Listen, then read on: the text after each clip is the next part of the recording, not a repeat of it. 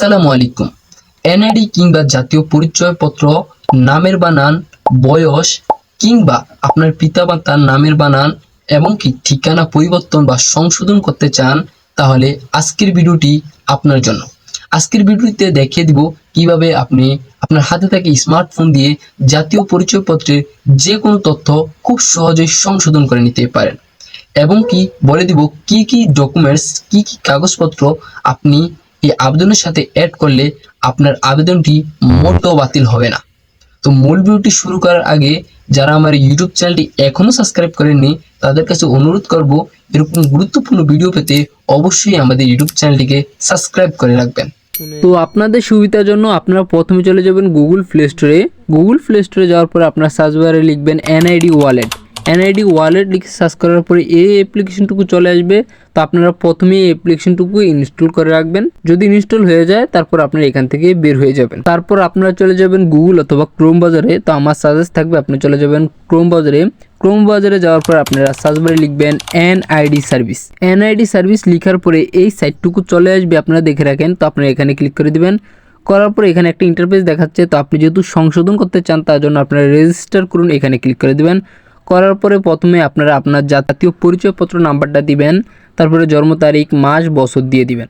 দেওয়ার পরে নিচে দেখতে পাচ্ছেন একটা ক্যাপচা রয়েছে। আপনারা কি করবেন, এই ক্যাপচাটা আপনারা নিচের এখানে লিখে দিবেন, যেরকম আছে আপনারা দেখে দেখে লিখে দিবেন। ক্যাপচাটা লিখে দেওয়ার পরে এখানে দেখতে পাচ্ছেন সাবমিট নামে একটা বাটন রয়েছে, আপনারা সাবমিটে ক্লিক করে দিবেন। করার পরে আপনারা এনআইডি অনুযায়ী আপনারা বর্তমান ঠিকানা এবং কি স্থায়ী ঠিকানা দিয়ে দিবেন।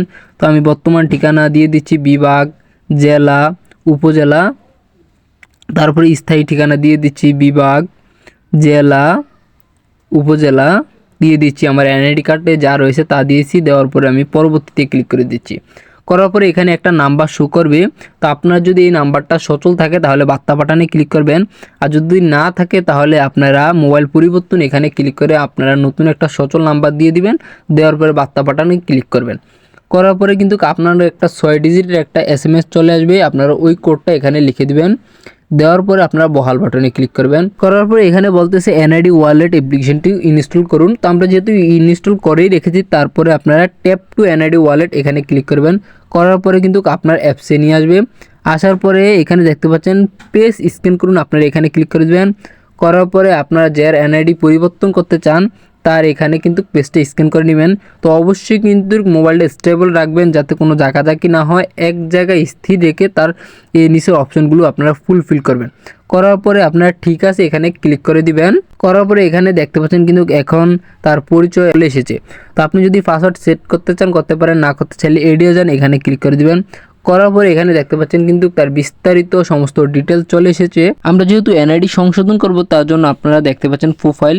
তো নিচে লেখা আছে প্রোফাইল দেখুন বা পরিবর্তন করুন। তো আপনারা এখানে ক্লিক করে দিবেন। করার পরে এখন কিন্তু তার সমস্ত ডিটেলস দেখাচ্ছে। এখন আমরা এগুলোকে সংশোধন করার জন্য উপরে দেখতে পাচ্ছেন এডিট বাটন রয়েছে, এখানে ক্লিক করে দিবেন। করার পরে বহালে ক্লিক করে দিবেন। এখন কিন্তু আমরা পরিবর্তনের সুযোগ পাচ্ছি, এখানে দেখতে পাচ্ছেন জলচাপের মতো রয়েছে। তো আমরা যেই ঠিকানা বা নাম পরিবর্তন করতে চাচ্ছি তার জন্য আপনার এই বক্সে ক্লিক করে দিব। করার পরে এখন কিন্তু আমরা এডিট করতে পারতেছি। তা আমরা কেটে আমি আমার নামটা দিয়ে দিচ্ছি। তা আগে ছিল বিউটি আক্তার, এখন আমি বিউটি বেগম দিয়ে দিব। তো আমি ইংরেজি নামটাও পরিবর্তন করব, তার জন্য ইংরেজি বক্সের উপর ক্লিক করে আমি কেটে আমি এখন বিউটি বেগম দিয়ে দিচ্ছি। আপনার যেটুকু সংশোধন করা প্রয়োজন আপনারা কিন্তু ওইটুকু আপনারা সংশোধন করে নেবেন। তো আমার এখানে যেইটুকু সংশোধন করা দরকার আমি সংশোধন করে নিচ্ছি। এখানে আমি রক্তের গ্রুপ অ্যাড করে দিচ্ছি। আমি পিতামাতার নামের কিছু অক্ষর ভুল রয়েছে আমি সেগুলোকে সংশোধন করে নিচ্ছি। তো আমার যেতটুকু সংশোধন করার দরকার, আমার যে ভুলগুলো রয়েছে আমি একটু সেগুলোকে সংশোধন করে নিই। তো অনেকেরই কিন্তু একটা ভুল ধারণা রয়েছে যে এনআইডি নাম পরিবর্তন করার জন্য একটা আবেদন, বয়স পরিবর্তন করার জন্য একটা আবেদন, পিতামাতার নাম সংশোধনের জন্য একটা আবেদন, প্রত্যেকটা জিনিস আলাদা আলাদা সংশোধন করার জন্য আলাদা আলাদা আবেদন। মূলত না, আপনি কিন্তু একটি আবেদনের মাধ্যমেই কিন্তু আপনি সমস্ত তথ্য আপনি কিন্তু সংশোধন করে নিতে পারতেছেন। তবে আপনি যেই তথ্যটা সংশোধন করতে চাচ্ছেন ওই তথ্যটা এগেনিস্টে আপনার কাছে কিন্তু শক্তপোক্ত প্রমাণ লাগবে, যাদের ভিত্তিতে আপনি এগুলো সংশোধন করে নিতে পারবেন। তো আপনার যদি সংশোধন হয়ে যাওয়ার পর আপনারা উপরে দেখতে পাচ্ছেন পরবর্তী বাটন নামে একটি বাটন রয়েছে, আপনারা এখানে ক্লিক করে দিবেন। করার পরে এখানে দেখতে পাচ্ছেন আপনি যা যা পরিবর্তন করেছেন তা দেখাচ্ছে। আপনি চাইলে কিন্তু পিছনে এখানে ক্লিক করে কিন্তু সংশোধন করতে পারেন, আর যদি সংশোধন করতে না চান তাহলে আবার পরবর্তী বাটনে ক্লিক করে দেবেন। তো এখানে দেখা যাচ্ছে you have total deposit 0 BTT, অর্থাৎ আপনার এখানে কোনো ডিপোজিট নাই। তো আপনাকে কিন্তু এখন এখানে টাকা ফ্রি করতে হবে। তো তার জন্য আপনারা বিকাশ, নগদ, ডাচ বাংলা যেভাবে ফ্রি করতে চান চলে যাবেন। তো আমি বিকাশে চলে যাচ্ছি। যাওয়ার পর ফ্রি বিল এখানে ক্লিক করে দিচ্ছি। করার পরে এনআইডি সার্ভিস এখানে ক্লিক করে দিচ্ছি। করার পরে আমরা এখানে ক্লিক করেছি। করার পরে আমি যেহেতু এনআইডি সংশোধন করতে চাচ্ছি তার জন্য এনআইডি কারেকশন এখানে ক্লিক করে দিচ্ছি। করার পরে আমি এনআইডি নাম্বারটা লিখে দিচ্ছি। দেওয়ার পরে ফ্রি বিল এখানে ক্লিক করে দিচ্ছি। করার পরে এখানে দেখতে পাচ্ছেন 230 টাকা কিন্তু আমার ফি লাগতেছে। তো আমি এটাকে পরিশোধ করে দিলাম। তো আমার কিন্তু পরিশোধ করা শেষ। তো পরিশোধ হয়ে গেলে আমরা কি করব, এখান থেকে একটু বের হয়ে যাব। বের হয়ে যাওয়ার পর আমরা আগের জায়গায় চলে আসব। তো আমরা যদি এটাকে একটু রিপ্লেস করি, করার পরে এখানে দেখতে পাচ্ছেন আপনার একটি ডাফট অ্যাকাউন্ট রয়েছে, আমরা এখানে ক্লিক করে দিব। করার পরে আবার বহাল বাটনে ক্লিক করে দিব।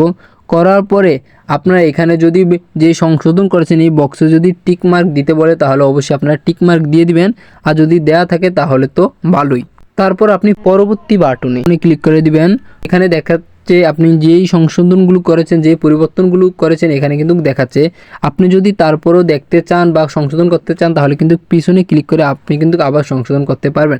আর যদি সব ঠিকঠাক থাকে তাহলে পরবর্তী বাটনে ক্লিক করে দিবেন। করার পরে এখন কিন্তু এখানে 0 BTT দেখাচ্ছেন, এখানে 230 টাকা দেখাচ্ছে। তো এখন কিন্তু আপনারা নিচে দেখতে পাচ্ছেন জাতীয় পরিচয়পত্র সংশোধন একটাই রয়েছে। তো আপনারা নিচে দেখতে পাচ্ছেন রেগুলার এবং কি স্মার্ট কার্ড। আপনার যদি স্মার্ট কার্ড সংশোধন করতে চান তাহলে কিন্তু এখানে দিয়ে দিবেন। তো আমার সাজেস্ট থাকবে আপনারা রেগুলারেই দিয়ে দিবেন, কারণ আপনি যদি স্মার্ট কার্ড সংশোধনও দেন তাহলে কিন্তু আপনি এই মুহূর্তে স্মার্ট কার্ড পাবেন না, এবং কি এর জন্য আরও বেশি সংশোধনীয় চার্জ পে করতে হবে। তো আপনারা কি করবেন, এখানে রেগুলারই রেখে দিবেন, তাতে কোনো সমস্যা হবে না। পরবর্তী বাটনে ক্লিক করার পরে দেখতে পাচ্ছেন এখানে কাগজপত্র অ্যাড করার জন্য বলছে। তো এখানে দেখতে পাচ্ছেন ডিফল্টে অ্যাডমিট কার্ড রয়েছে। তো আমরা যদি এখানে এখন ক্লিক করি, করার পরে আপনি এখানে যেই কাগজপত্র সংশোধন দিতে অ্যাড করতে চান, আপনি চাইলে জন্ম নিবন্ধন দিতে পারেন, আপনার সন্তানের কিন্তু জন্ম নিবন্ধন বা এনআইডি দিতে পারেন, আপনার পাসপোর্ট দিতে পারেন। আপনি যেটা অ্যাড করতে চান এখানে সিলেক্ট করে আপনারা এখন আপলোড বাটনে ক্লিক করে আপনার ফাইলস থেকে আপনারা যদি জন্ম নিবন্ধন দিতে চান তাহলে ওটাকে জন্ম নিবন্ধন দিয়ে দিবেন। তবে অবশ্যই আপনার এই জন্ম নিবন্ধন আগে ছবি তুলে রিনেম করে রাখবেন, যাতে আপনার আবেদনের সময় মোটো ভুল না হয়। তো আপনি যতগুলো আবেদন কাগজপত্র এখানে সংযুক্ত করতে চান সকল কাগজপত্র কিন্তু সংযুক্ত করে দিবেন। তো আমি আপনাদের শুধুমাত্র ডেমো বোঝানোর জন্য একটি দিয়ে দেখাচ্ছি।